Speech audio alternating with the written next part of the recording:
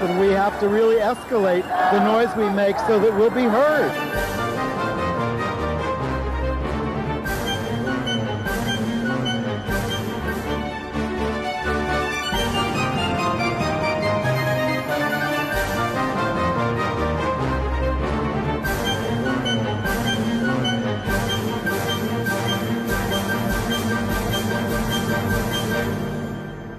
Welcome to Gay USA. I'm Andy Humm. I'm Ann Northrup. And, we read about how the racist mass murderer in Jacksonville, who hunted and killed 3 Black people, left behind racist, anti-LGBTQ, and anti-Semitic rants in a state led by a racist, anti-LGBTQ bigot. As you can imagine, that gives us a lot to talk about. Meanwhile, in Minneapolis, 2 men whose advances in a bar were rejected by 2 lesbians shot up the music venue, killing a musician. Bomb threats against drag events in New Jersey and North Carolina. On a lighter note, I'm going to tell you how Rachel Maddow won the week with her coverage of the Trump motorcade to his latest arrest in Fulton County, Georgia. There was an historic win for an LGBTQ candidate in, wait for it, Mississippi. It's really historic. Maryland parents who don't want their kids exposed to anything LGBTQ in schools lost a lawsuit to opt them out. A Washington state town will vote on whether to defund their library over its openness to books on LGBTQ and race. You don't like it, you just burn it down. Campus Pride is eliminating schools in Texas and Florida from its index of LGBTQ-friendly colleges. Citing Pope Francis, Catholic schools in Worcester, Massachusetts institute anti-LGBTQ policies. This is getting repetitive. An anti-gay farmer in Michigan won the right to sell his apples at a city market. And we're going to tell you about the anti-LGBTQ crackdowns in Iraq, Nigeria, and Uganda. They have intensified.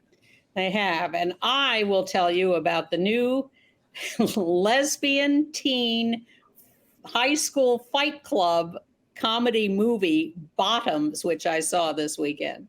Okay. Well, I wanted to start out with some positive news. So let's start with Fabian Nelson in Mississippi.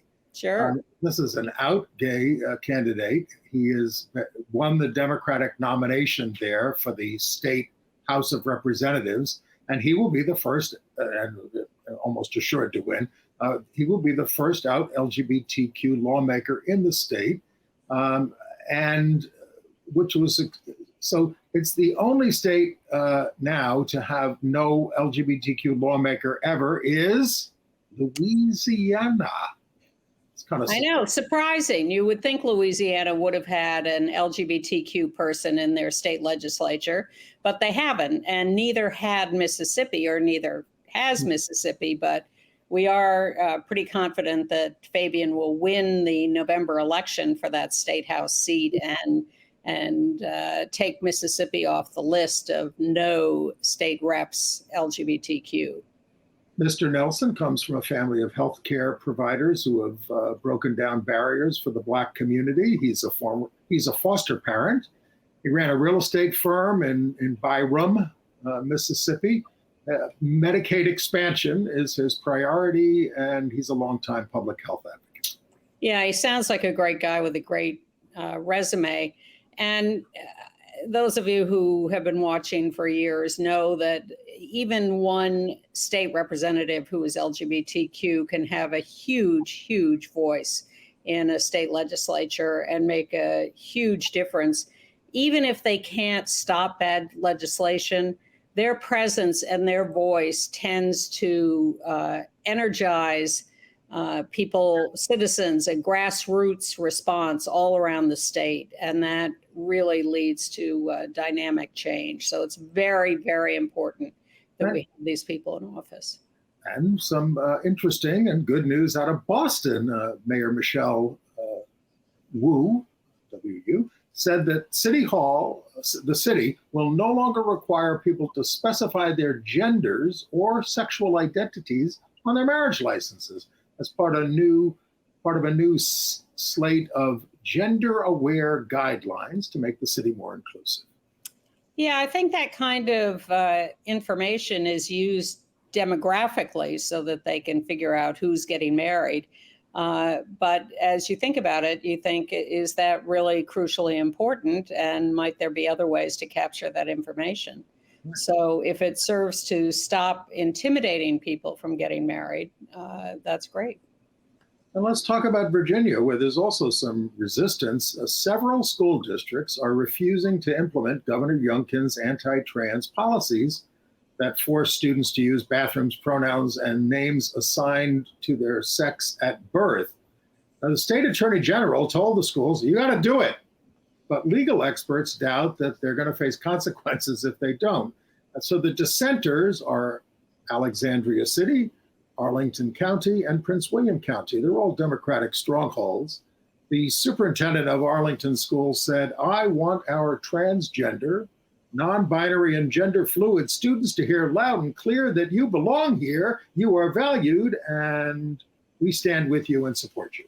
I think one of the things they're threatening, if these counties remain rebellious, is to cut their funding.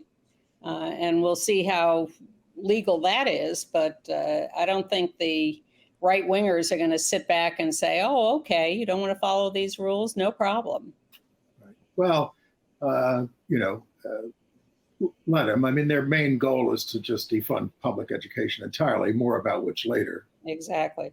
Well, good news from Texas, where a district court has issued a temporary injunction stopping the law that bans medical care for trans youth that was supposed to go into effect September 1st. Texas is going to appeal that injunction, but then the people who won the injunction have the right to appeal that appeal. So we're optimistic that the law will stay in abeyance while all of that is worked on in court. I think all this is, since there are so many different decisions on this, it's going to have to end up at the Supreme Court. And of course, at the same time, Missouri court there is allowing the ban on trans youth medical care to go ahead and take effect. So yes, you have competing decisions in different states, and that inevitably seems to be headed for the Supreme Court. And at this point, we're tempted to say we don't stand a chance there, but I can be a little more optimistic than that. I think decisions are a little more mixed there these days on some things, so not everything. Okay. So I'd like to think there is some hope that.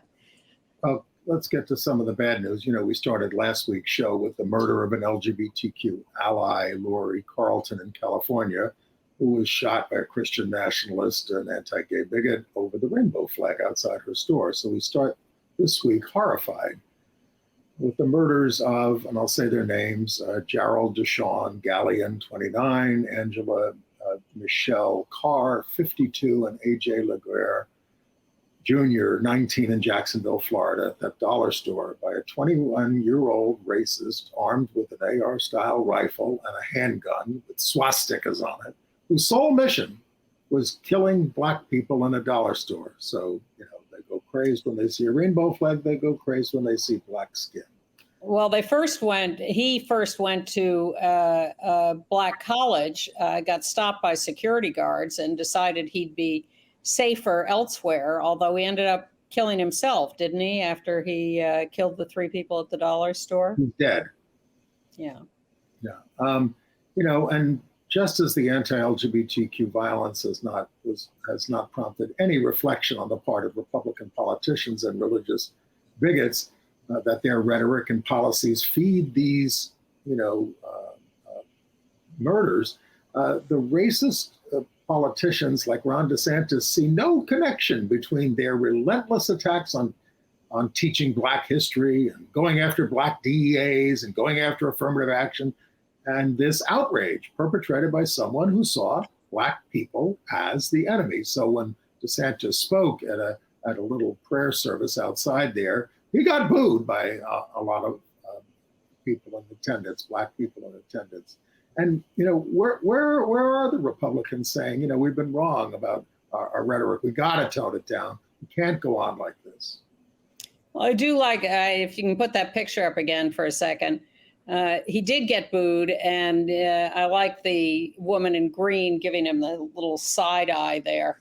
I love the fact that people are beginning to react to him. Maybe the timing is right to kill his candidacy.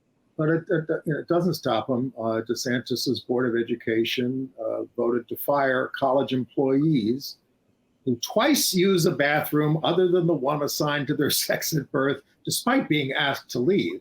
So now bearded trans men are now required to use women's restrooms, and trans women in women's attire or dress are now required to use the men's room. It's madness. Well, it is madness because it's not going to be a calm playing out of this scenario when those people are forced to go into those bathrooms. They're going to be in great danger. At that Republican debate, such as it was, Ramaswamy blames the murders on anti-racist groups that he says are making racism an issue. That you're stirring things up, and that's what causes this. Making race an issue stirs up the haters and killers. Yes, it's all this emphasis on race that causes these problems. He's a mess. I did watch the debate with all those candidates, and they managed to slip in some anti-trans rhetoric. It wasn't quite as virulent as one might have expected, given their individual campaigns, but they got in some shots that were not appealing. Yeah, I mean, DeSantis went after gender ideology. Nikki Haley went after, men are men and women are women. Tim Scott did the same stuff. They know their talking points. Yeah. All right. Meanwhile, in California's Bay Area, the FBI arrested 9 current and former police officers as part of a criminal investigation into racist text messages among dozens of law enforcement officials, mostly in Antioch and a town called Pittsburgh, 2 cities east of San Francisco. The Antioch officials also exchanged misogynistic and anti-gay text messages between 2019 and 2022. They were investigated for widespread civil rights violations, excessive force, and falsification of records. And, the vileness of their texts, I will not read them to you, really no bottom. They were really letting loose. And this is a frequent occurrence. We see these cases week after week after week, and then people wonder why we have any question about law enforcement and how they react to things. I watch MSNBC and I see all these ex-FBI leaders on there saying, how dare they attack the FBI? Do you know the history of the FBI and the CIA? And there are reasons we were going after these people years ago and more currently. I don't know how J. Edgar Hoover's name is still on the FBI building. And he's the guy, and I will just say this, to quote him, he used to refer to Martin Luther King Jr., who we've celebrated this week, 60th anniversary of the March in Washington, as Martin Lucifer Coon. That's the way he talked about him. Take his name off that building. I will predict, and I may not be alive to see it, but I predict that someday they will. And by the way, the Black Orlando DA, who was fired by DeSantis for allegedly not prosecuting certain low-level offenders, Monique Worrell, was in the process of investigating a cover-up of conspiracy among law officers who were faking documents to disguise accusations of abusive behavior, crimes DeSantis wants to cover up, just as he excuses all 91 of the counts against Donald Trump.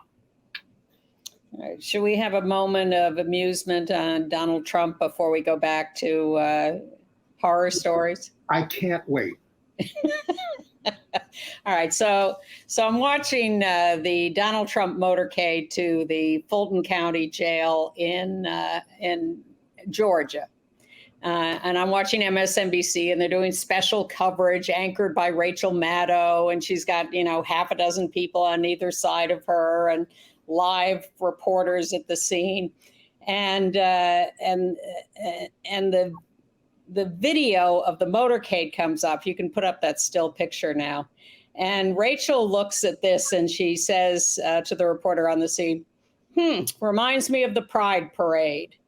And the reporter on the scene says, well, I don't know about that. It's the ex-president's motorcade, and his security cars and the motorcycle cops and everything.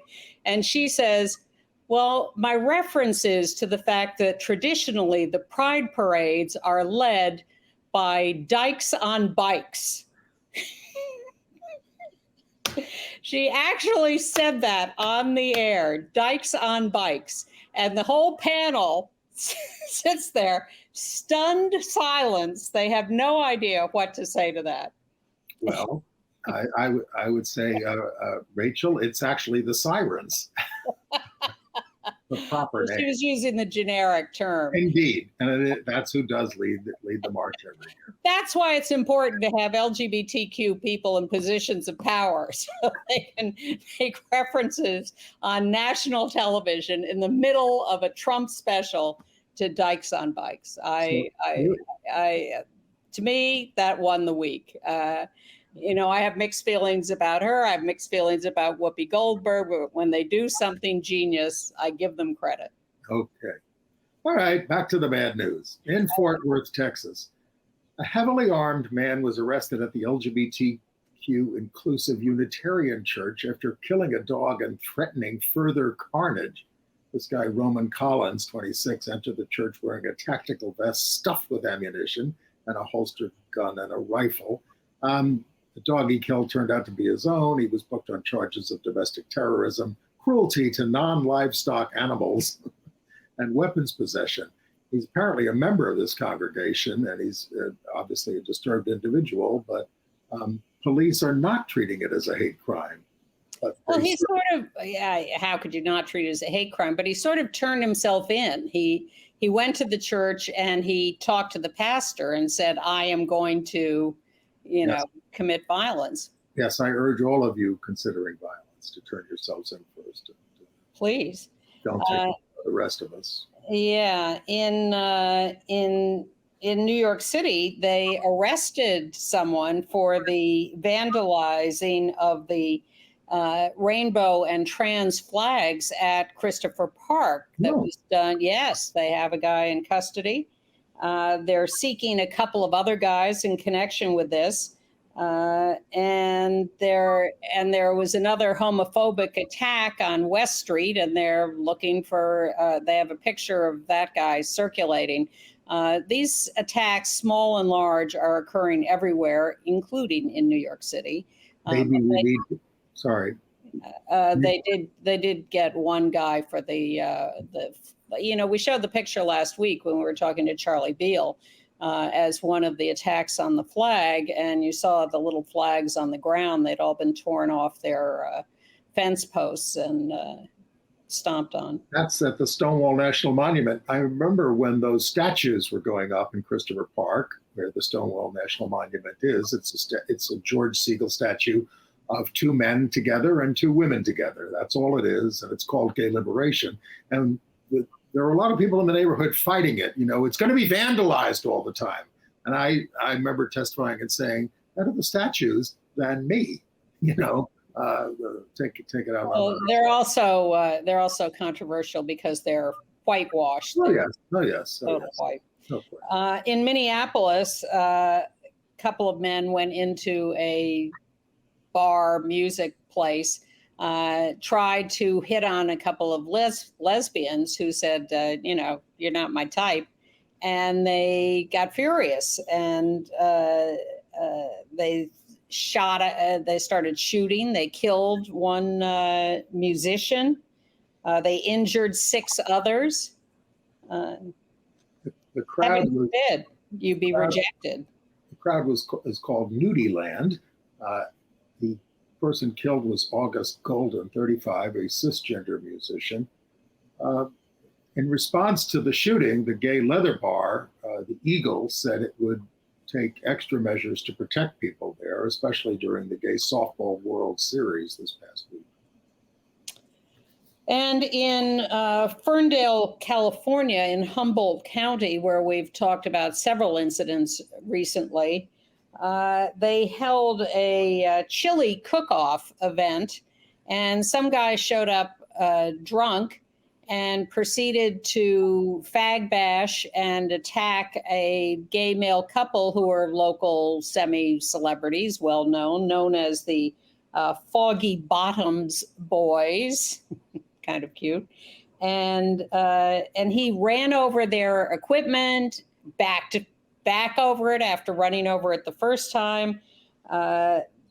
He later apologized quite profusely and said, I was very drunk. I don't know why I did it, blah, blah, blah. I'm thinking alcohol should be put in the same category as guns, as a danger point, something we need to deal with. Well, we don't know who vandalized the Pride murals in Orlando at the LGBT Community Center. They were defaced on Friday with Nazi and Christian nationalist hate speech, including quoting the Bible that we're abominations. The murals were created by something called Zebra Youth, an LGBTQ youth organization, celebrating pride and transgender joy. All right. Yeah. All right. Is that I think that's our current list of violent attacks. But of course, there are others. Oh, there was another thing. Was this the DeSantis video? Did you see this? I don't know if it was at that same press conference. I don't think so. For the three people who were killed. Because he was giving a speech in South Carolina to a fairly large crowd, and someone in the crowd, a protester, got up holding up a rainbow flag, and he was dragged out. And DeSantis, as the guy is under arrest or custody and is being dragged out, DeSantis gets very brave and starts yelling at him and saying, don't bring your perversion into this room. Leave our kids alone. And the crowd gives him a standing ovation. Ah. Terrible. All right. I read all about, I actually was not aware of his name. Perhaps you were. Michael Farris. Farris. He's a lawyer who's behind Alliance Defending Freedom and the homeschooling movement and trying to get rid of the public schools. They did a big profile of him in the Washington Post. And he is also the founder of Patrick Henry College that caters to homeschoolers. And he is credited with making this whole parental rights thing the political issue that it is. But one of the things I found encouraging in reading about all this stuff is that although, yes, you saw it in the Governor Youngkin getting elected in Virginia, and they're all raising these issues, 70% of the Republican candidates for school board in 2022 lost. That we didn't do so badly. I thought, we were getting overwhelmed. The right wing is spending millions of dollars on these school board races, but people are getting woke up to it and voting against them. Well, and now we're seeing little, I want to say brush fires to indicate their size, but these are real issues and they're increasing exponentially across the country. So they do worry me, this whole battle that's going on between parents demanding the right to control everything that's going on in the schools, whether it's books or curriculum or they're knowing about their kids experimenting with different gender identities, and the schools battling back and saying, no, the kids have a right to privacy. I read a big piece in the LA Times this week where Erwin Shermaninsky, it's approximately his name, a well-known lawyer in LA, talking about the competing privacy rights of parents and kids and what a conundrum this is for schools and how this is likely to be headed to the Supreme Court. So, for instance, the Attorney General of California is now suing the Chino Valley School District to stop them from outing trans kids to their parents. And that's a local battle. Well, no, let's stay on that. I mean, they've got the famously right-wing head of that school board, Sonja Shaw. She says the policy protects trans students since parents wouldn't be told if a student expresses fears that they may face danger over their gender identity, in which case, she says employees would tell protective services or the police that there's a threat, like she's so concerned about them.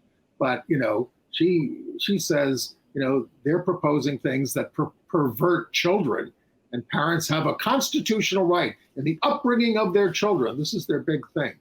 Yes, that is their big thing. But there is also a whole strain of jurisprudence that talks about the privacy rights of kids, minors, in schools. And this is the competition.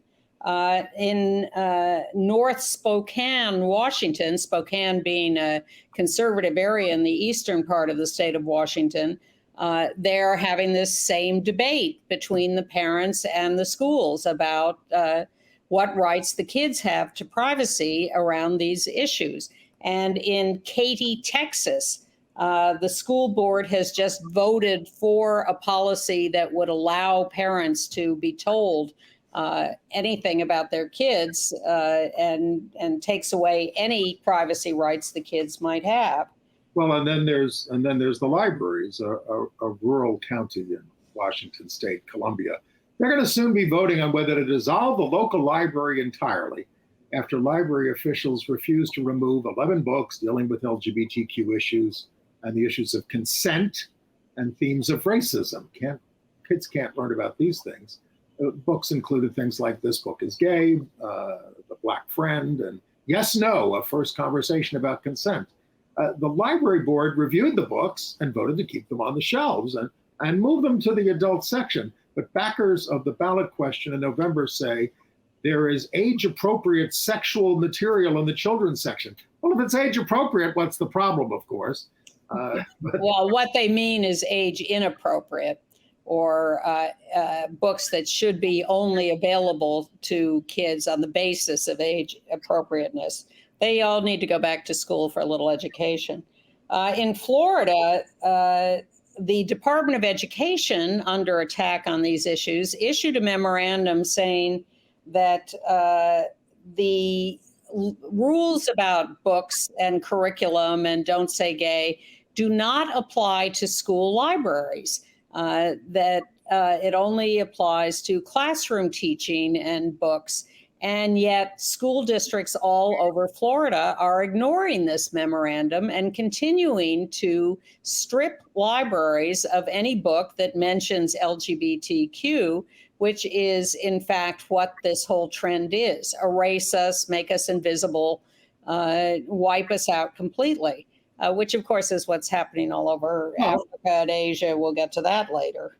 I remember when we were invisible. I'd go to the library. The only books that I could find were, anti-gay psychiatrists. A Mississippi library has banned the Heartstopper graphic novel series after angry parents demanded this young adult series about high school students, including some gay couples, be banished to the adult section. Marion County Public Library in Columbia, Mississippi. One resident claimed homosexuals were using these books to recruit your kid, my kid, and grandkid to get into that lifestyle. The only sex, of course, in the book, the boys kiss a little bit. Now minors are going to need parental consent to read books. And look, it's... Well, look, this is all about just acknowledging our existence. Hey, kids. Heartstopper season 2 is on Netflix now. Well, better news from Maryland, where a judge has rejected a lawsuit that tried to bar LGBTQ books.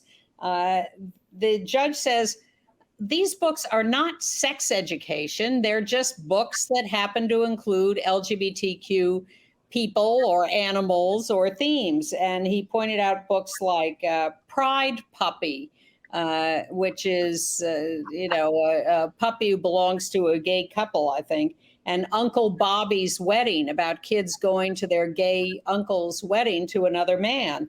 And the judge said, you cannot describe these as sex education. They're not. They are about people's lives, and you cannot bar them. And that's a great decision from that Maryland judge. When people talk about straight relationships, they don't just think entirely in terms of sex, but when they think of us, that's what all they think of. I remember when Laura Hobson wrote her book, her gay book. She's the one who wrote Gentleman's Agreement. She had a gay son. She wrote about him. And the central character, the mother in the book, said, why do I keep thinking about my son, and having sex with another man? I don't think of that with my daughter, who's married to a man. I mean, why is that? And that's what they just think of it as sex. Well, unfortunately, when the term sexual orientation and homosexual are prominent in our description, I think it plants that seed. I'm not blaming us for that. You ask where that comes from. Yes. I think that's part of it. Well, we've tried to pretty much banish the word homosexual as a noun for us. I remember you taking on a New York State High Court justice about that once. I certainly did, and I would do it again. I relish those opportunities. Hey, the film about Bayard Rustin that was produced by the Obamas is coming to Netflix in November, and the trailer's out. We'll link to it. His name is in the news as the organizer, of course, of the 1963 March on Washington. They had the 60th anniversary. They had some LGBTQ speakers, including the head of the National Gay and Lesbian Task Force, LGBT Task Force, and Alan Roscoff of the Jim Owl's Liberal Democratic Club in New York, but also because the Bayard Rustin Center for Social Justice in Princeton, New Jersey, got a bomb threat last Saturday for hosting a local drag performer as part of their anti-book banning group, Defenders of the Right to Read. There were 50 people in attendance at this thing, but then they got the bomb threat and they had the police come and you got to clear out. They went to another location. So the drag queen made it a fun thing for the kids so as not to alarm them, doing a conga dance over to the new place. But wow, it's just too much. And of course, and I don't want to make, bad comparisons, but it's a reminder that the week after the March on Washington in '63 was the Birmingham bombing that took the lives of 4 little girls. And we're reading about all the violence that's coming our way against Black people, against people who stand up for gay rights. And, Yes, it seems to be cyclical and makes one wonder about the ability of the human race to learn and improve.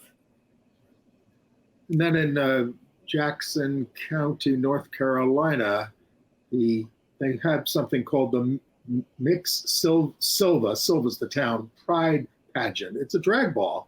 And they got the space at a local library, and they started getting threats. So they did manage to get the police there on time outside there, but they complained that it wasn't enough. But of course now the county commissioners are complaining, what's a drag thing doing in public space? We're going to get a law to ban that. And it has become apparent that the vast majority of complaints about LGBTQ books in the state of Florida come from 2 people. Is that going to penetrate people's consciousness? Is that going to make them back off this approach? Who knows?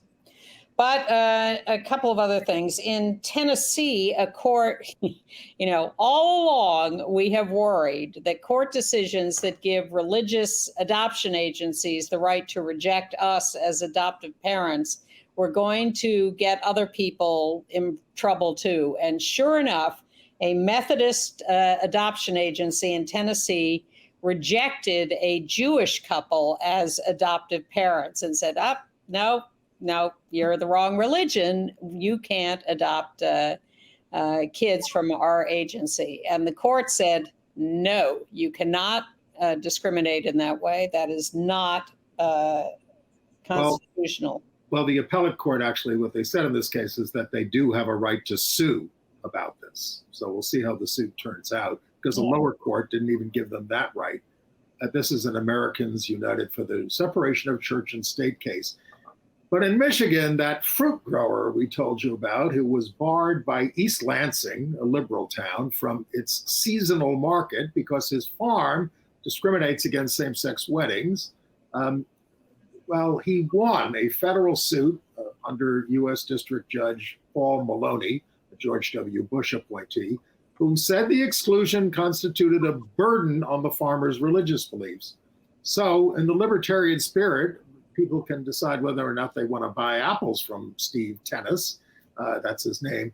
Everyone is apparently welcome to buy his apples, he says, unless I suppose you're buying them for same-sex weddings or some other homosexual purpose. I don't know. Didn't it feel a little creepy to you that he would be barred from selling at the farmer's market? Well, I mean, they're saying he runs a discriminatory business. I mean, that's where it came from. It's arguable. It is. Update on Matt Schlapp of the American Conservative Union. Well, he's being sued by the guy who worked for Herschel Walker for accusing Matt of groping him quite vigorously as he was giving Matt a ride home from some event. Drunk, of course, not the driver, Matt. So it turns out that Matt, who claims he never did anything like this, actually tried to settle the suit, which would argue against his innocence. But so that's a sort of revelation. The American Conservative Union is in disarray. People are quitting. They're having infighting over this stuff. Their finances are a mess, and they're being forensically audited. And a couple of other male staffers have stepped forward to accuse Matt of similar behavior. So it just couldn't be happening to nicer guys. Right. This may be resolved. On the other hand, in Florida, a Trump-appointed judge, Wendy Berger, rejected a second challenge to the Don't Say Gay law. It's a Lambda Legal, Southern Legal Counsel, and Southern Poverty Law Center case. They sued on behalf of students, parents, and a nonprofit seeking an injunction, and in this new filing. And the judge just said, no. What was that? Two of the plaintiffs lack standing, she said. Rejected the argument that a gay dad had to censor himself when he was a chaperone on a school trip by not being able to reference his husband. Well, something similar in Georgia, back to the land of education.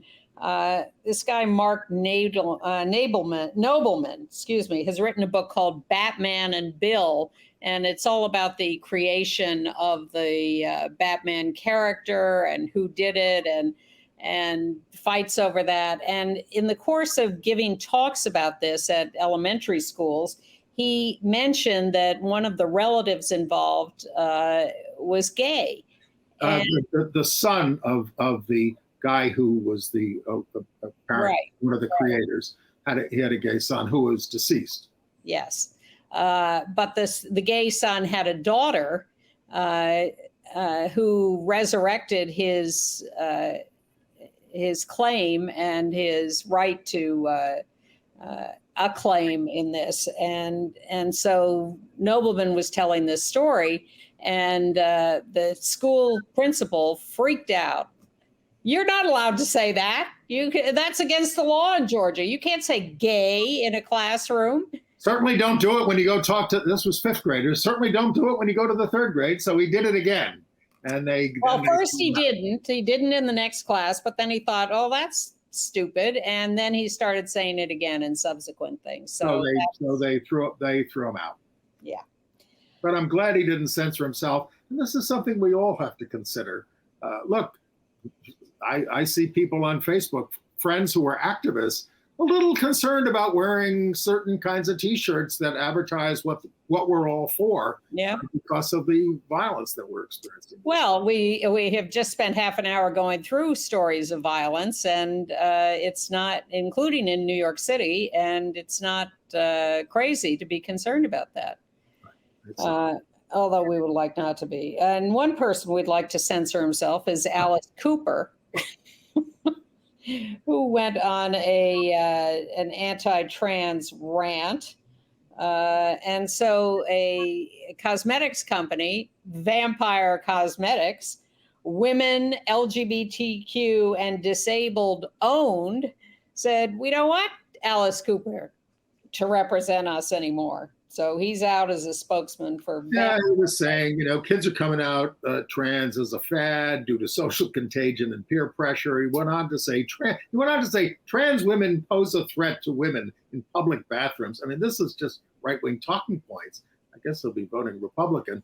And that schools are installing litter boxes for students who identify as cats. Please. You must be watching too much Fox News. You need to tune into Gay USA. Alice. I don't know if even Fox News is talking about litter boxes anymore, maybe OAN. But in better news, in upstate New York, Broome County, trans woman Michaela Holland, 25 years old, has been awarded $160,000 for the horrendous abuse she suffered in jail there. They misgendered her. They physically abused her endlessly. They refused her medication. And so she sued, and she's gotten this big award and a promise of new policies for treatment of trans prisoners in certainly that jail and maybe all over New York State. Very interesting. We don't have much faith in the system. The group Campus Pride chooses LGBTQ-friendly schools, rates them on all kinds of levels. But they said, we're not doing Texas and Florida anymore for now because of all those anti-LGBTQ laws there. But if you want to you can go to campuspride.org and campusprideindex.org, and you can read the list and see how your alma mater or school you want to go to fares. Grindr workers say the company is cracking down on their unionization efforts with a return to office plan that could force many to relocate or lose their jobs. The company refuses to negotiate with the union. Workers are demanding a guarantee of remote work with flexible hours and health benefits, including gender-affirming care, and to close racial and gender pay gaps. The app has revenue of $61.5 million just in the second quarter. Very few management operations want to have anything to do with unions. It's a very knee-jerk reaction. So should we talk about Marty Algaze? Yeah, longtime gay activist and political operative Marty Algaze. That's him on the right there with our friend Pauline Park, transgender activist. He was 72. It was rather sudden because people were in communication with him right up until the end and had no inkling of it. He was a former president of the Stonewall Democratic Club, a top aide to Assembly member Dick Gottfried here in Chelsea, where he worked on a host of LGBTQ issues, from marriage equality to GENDA, which is the transgender rights bill. He also worked for Deputy Mayor Fran Ryder in the Giuliani administration, and he got the Stonewall Club to endorse Rudy over Ruth Messenger in 1997. But anyway, look, it's nice to see Giuliani not only indicted in Georgia for his role in the conspiracy to overthrow the election, but for a federal judge to rule that he's liable for defaming two Georgia election workers, two black women, Ruby Freeman and Shay, gotta get her name, Moss. He viciously destroyed their lives and, compared them to drug dealers, which is his typical way of doing things. I enjoy the columns that point out that Rudy was never America's mayor. He was always a horrible person. Right. And he did not deserve any of the praise he got along the way. That was all nonsense. And, 9/11, he after the World Trade Center was first bombed in 1993. Yes. He puts the police communications office in a World Trade Center tower, which was later blown up. Exactly. I mean, we could go on and on. About We this could. things, but we Racist, homophobe. New York does not elect very many progressive mayors. Not a lot, no. Should we go on to international news? Let's do. The India Supreme Court has issued a handbook for judges urging them to shun words such as seductress, vamp, spinster, and harlot when referring to women. The handbook also counsels that marriage is not the remedy to the violence of rape. Some judges have urged rapists to marry their victims to avoid dishonor for the women. I think we only have about 13 minutes left, so I think we're going to have to move a little faster through all of this. Spain, the Women's World Cup soccer champions, and the whole thing about the kiss by the Spanish Federation. There's the kiss. That is not a voluntary kiss with the player. You know, I happened to be watching the game and watched the whole ceremony afterwards and saw this guy and didn't know who he was, but thought to myself, who is he? He keeps taking every player, not just that one, and giving them these huge hugs and that were completely inappropriate. And then you see the video of him grabbing his crotch when the game was over, standing next to the Queen of Spain and her daughter, and then this kiss happens. I mean, this guy is a menace. So Luis Rubiales and at first the local federation stood up for him, and the FIFA suspended him finally. Well, the women said they weren't going to play if he's still there. Exactly. And 11 coaches resigned. So now it looks like even the federation has abandoned him now. And prosecutors are investigating. I think he's done for, and he should be, because he really is a 100% creep. And if you saw that video of what he did to every one of the players, you'd see what I'm talking about. His mother, of course, is trying to save him with a hunger strike at a church. Oh, God. In Israel, we told you about the murder of Sarit Ahmad, a lesbian woman. Her brother has now been charged in her murder for hiring two guys to kill her in her hometown of Kisra Sumi. She was getting relentless death threats from the brothers. They locked them up for a while over this. That didn't cure them. They came out and hired these guys and to kill. An honor killing, because she would bring such dishonor to the family by being who she was. Iraq is banning words too. The media regulator ordered all media and social media not to use the term homosexuality, instead to say sexual deviance. But Brazil, the Supreme Court ruled 9-1 that homophobic hate speech against an individual can be prosecuted and can bring a prison term. And Canada updated its travel advisory for the United States to warn LGBTQ travelers that they're at risk of being affected by all the new anti-LGBTQ laws in the states. Well, everything we're reporting here sounds very similar to what's going on around the world. In Uganda, they have now charged the first gay man with aggravated homosexuality. They've charged a few others with regular homosexuality, but this guy who had sex with a 41-year-old man is being charged. Well, they're not saying what he did. They're not saying why it's aggravated, but he faces being hanged for this. Right. And last week, two women and two men were arrested on suspicion of homosexuality. So you can really have a witch hunt in this country. You don't like somebody? Say, I suspect they're homosexual. The police will take them away. Coming to a state near you. In Nigeria, the cops raided what they called a gay wedding, arrested 200 people. The people there claimed it was a fashion show. Take your pick. They face up to 14 years in prison for this. 67 were detained after initial investigations. All right. In London, Peter Tatchell, a veteran iconic activist who's campaigning to get all police departments to apologize to gay people for their treatment of them, has gotten the London Police Commissioner to apologize quite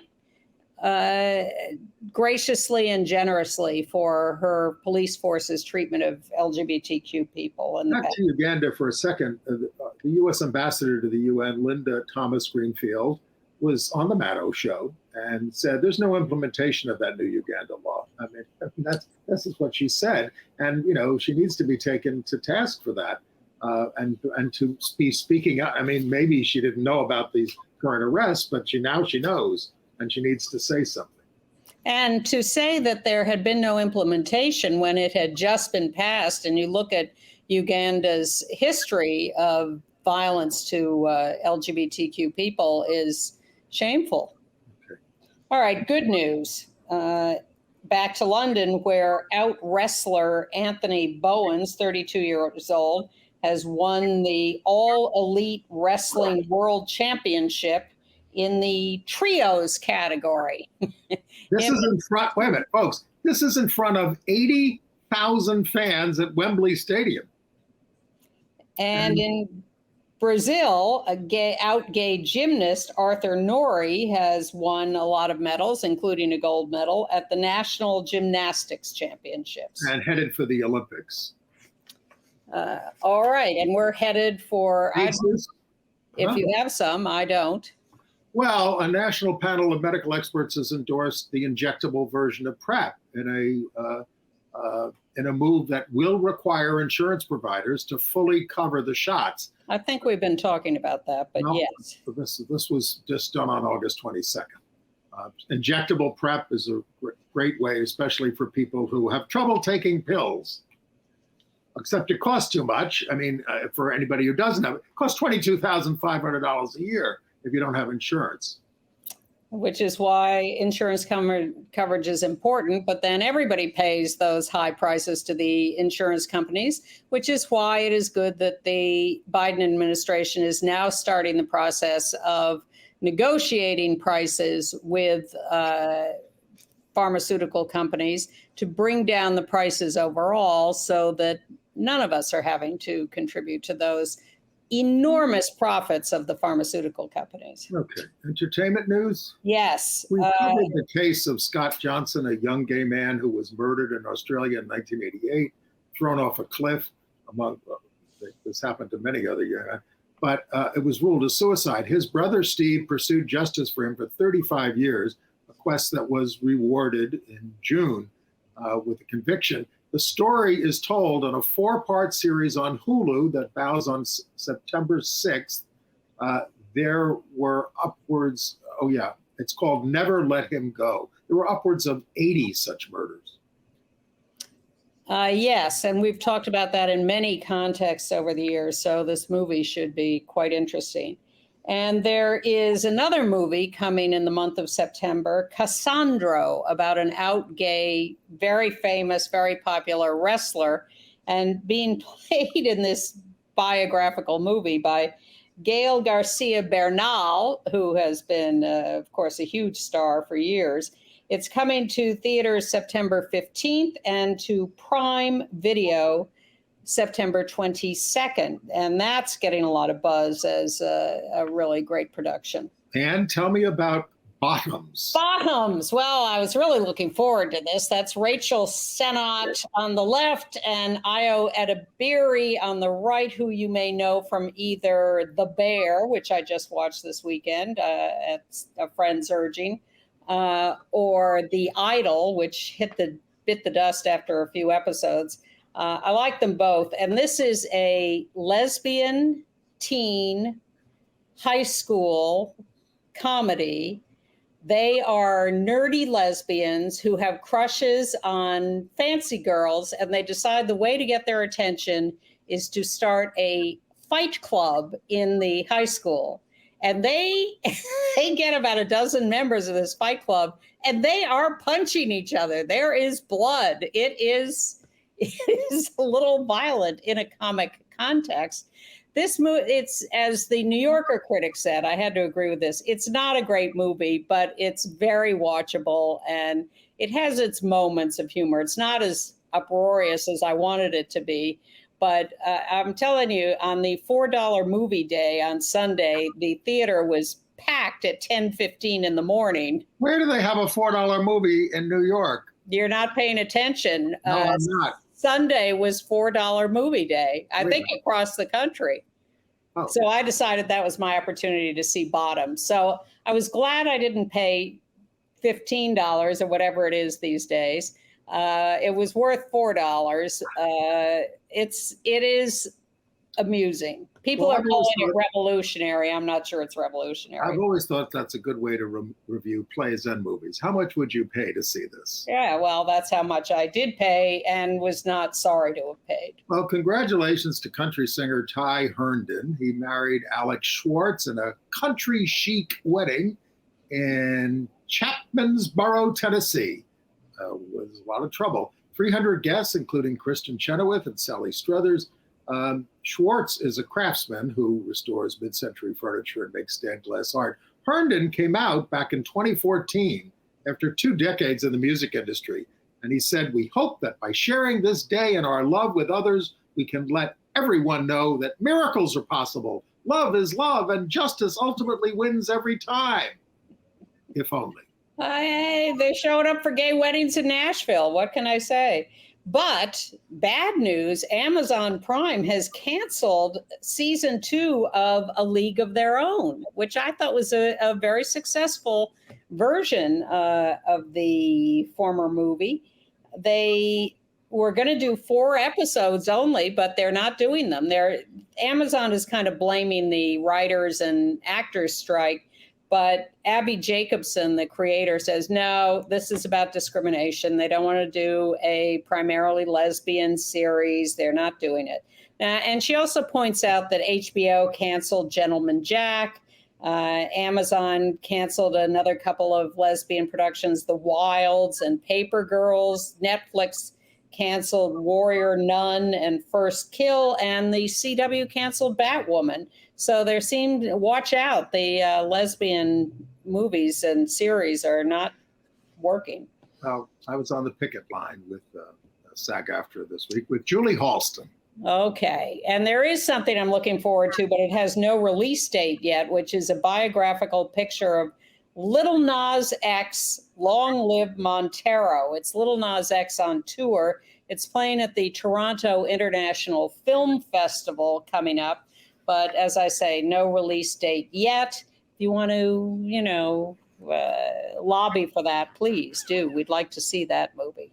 Next week, Maren Johns will be here in this chair, not this exact chair. And the week after that, Chris Cooper will be filling in for me. So you've got a couple of fun weeks coming up, Andy. We'll miss you, Ann, but we welcome Maren and Chris. And you. We're done. Goodbye.